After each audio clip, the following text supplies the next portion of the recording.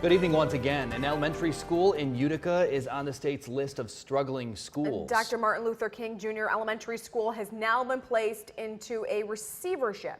A public meeting is planned to let parents and the community members know exactly what that means. News Channel 2's Nicole Pitt, meantime, tells us in the studio. Nicole, good evening. Good evening. Now, back in 2010, the school was classified as a school in need of improvement, and then in 2012, a priority school. Now the school has been identified as struggling and has been placed into that receivership. Now that means that Superintendent Bruce Karam can take matters into his own hands and make the changes he thinks are necessary to get those test scores up. This meeting tomorrow night will detail some of those changes. Translators will be on hand to make sure all of the parents get a clear understanding of what is happening at the school. Now, teacher training is already underway this summer, and even more will take place once the school year begins.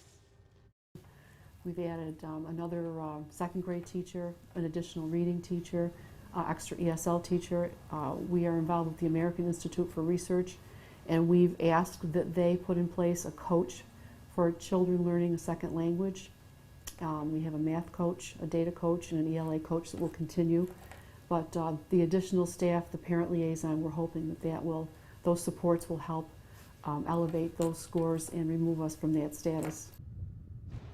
So how does a school get off the list? Well, test scores from the last school year will be reviewed, and the state will make a recommendation by the end of this coming January whether to continue the receivership or remove the school from the struggling list. Now, the meeting is set for tomorrow evening at 6 o'clock. It will be held inside the gymnasium at the school. It's on Square Street in Utica. There will be a question and answer session, and refreshments will be served. Now, the school has 2 years to remove itself from the struggling list before any further steps are made, and we will talk about what that next step is coming up brand new tonight at 6. Reporting live in the studio, Nicole Pitt, News Channel 2. Nicole, thank you. With just weeks to go.